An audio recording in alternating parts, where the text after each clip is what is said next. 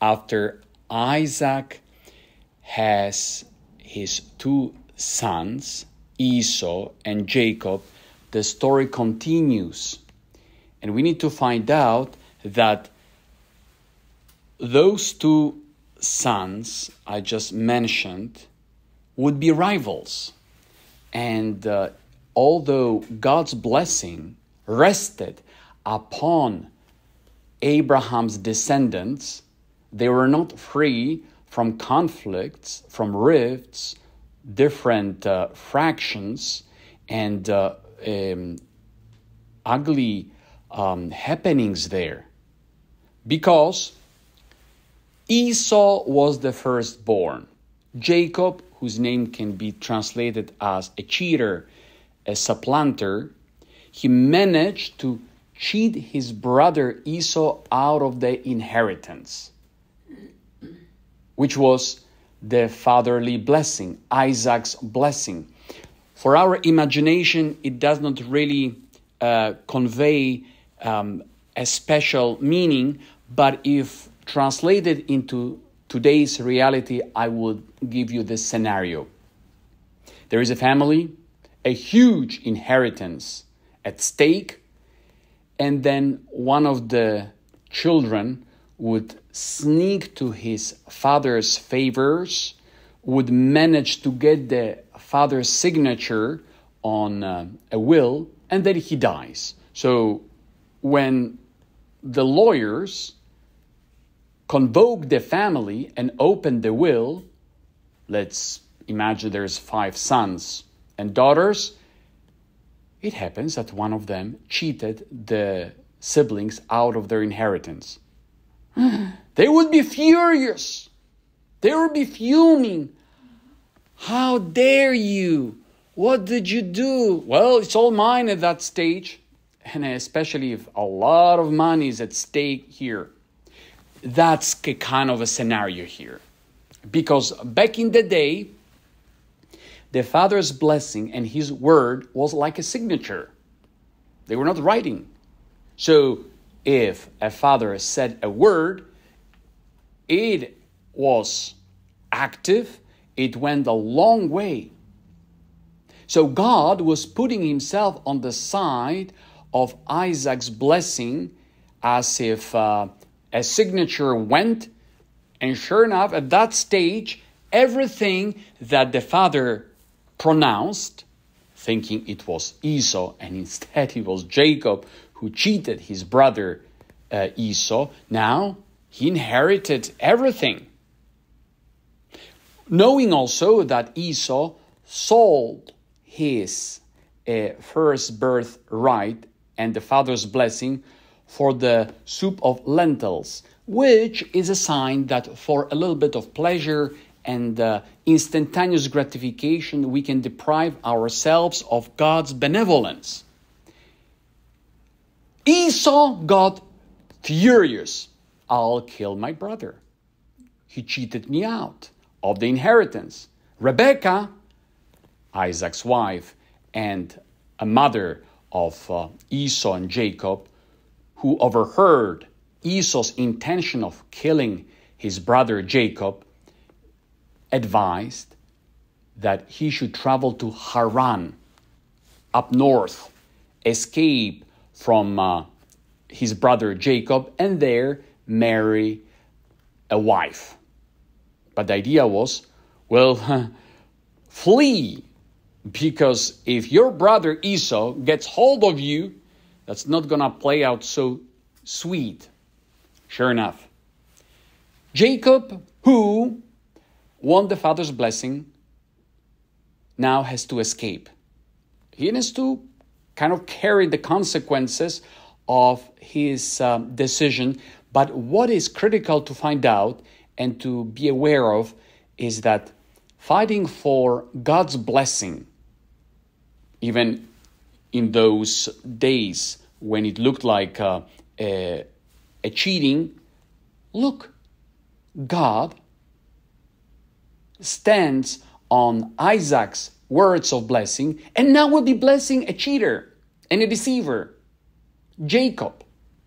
Because what happens is that on the way toward Haran, Jacob comes to a certain shrine, and the sun had already set, and he stopped there for the night. In the middle of nowhere, in the wilderness, at night, the darkness, fear. You might remember also the same happened to Abraham. At that stage, God comes and reveals himself to Jacob. That's God's initiative.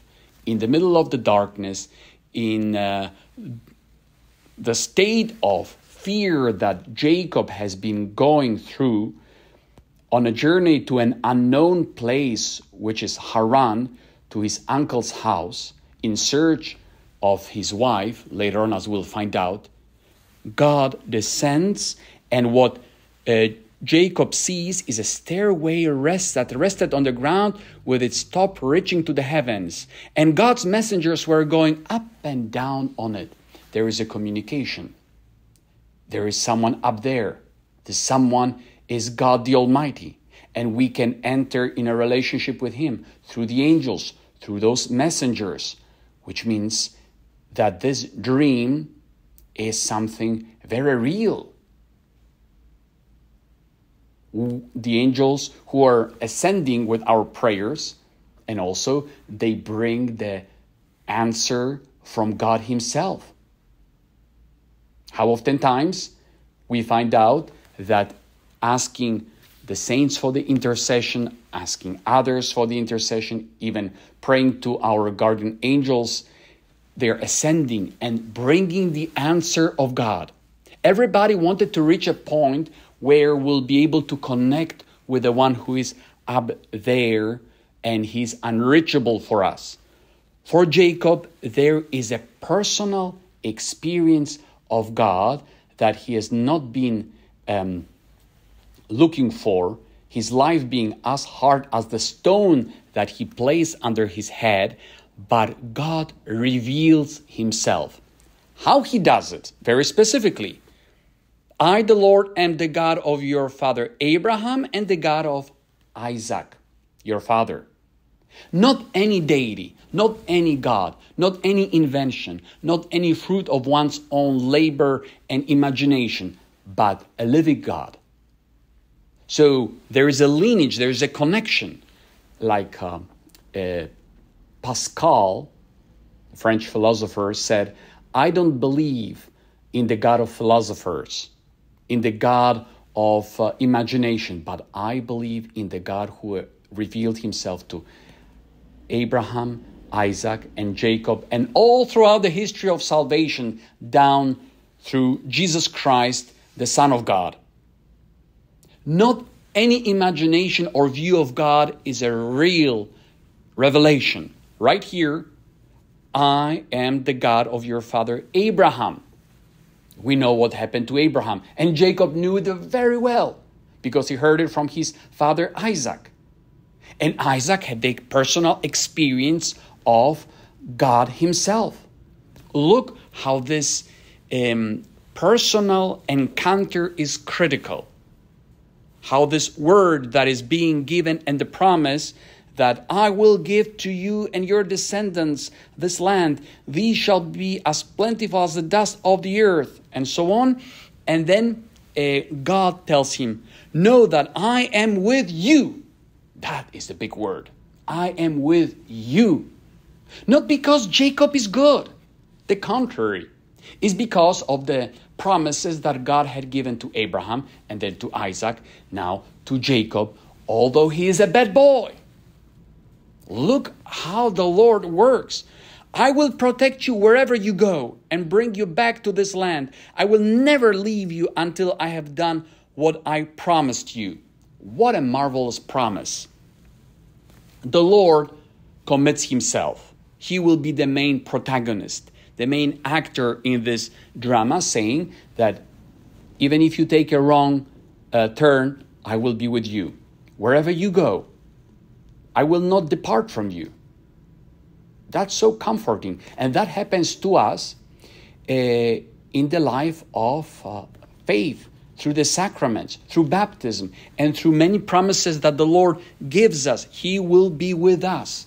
Now, Isaac, who had an experience of God delivering him on Mount Moriah, now Jacob, his son, needs to make the faith of his father Isaac his own.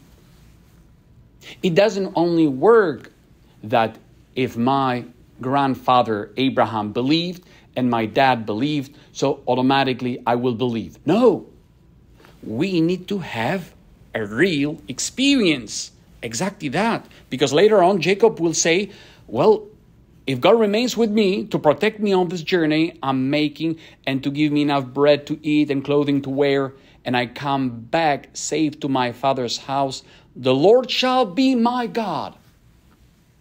That's so important to have the encounter with the Lord and to see that He delivers what He promises. Then, sure enough, other gods, other deities, other idols fall away and we make the Lord our God. Which means His Word, His Spirit, His promises, His guidance, the relationship with Him is of the utmost importance, and any other worldly allurements and idols will fall away. And to conclude, this was a place that Jacob calls Bethel, the house of God. He said, I didn't know God was on this place. Yes, He can reveal Himself as He wants. In the middle of the wilderness, at night, where life is so hard as the stone that Jacob had under his head, and right there, we can have a relationship with God. Can we ask for this revelation? We can, and we should, so that we can say, God is on this spot. God is present here. God is at work in here. That's the memorial. The stone that now Jacob places in this location is a memorial, will always be there, not so much physically, but in his heart as a real memorial that God appeared to me, gave a promise, and now He's fulfilling it.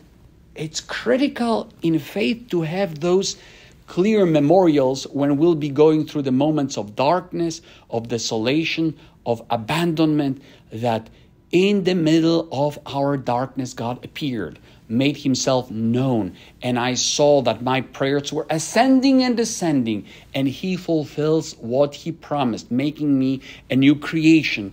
Let us ask for this humility of knowing that even though we are unworthy, even though we have this Jacob-like attitude and nature of being a liar, a supplanter, and playing double, yet God keeps His promise and loves the one who is evil, as long as we also desire this God, the one who revealed Himself to Abraham, Isaac, and now Jacob, and ultimately in Jesus Christ, to be our God.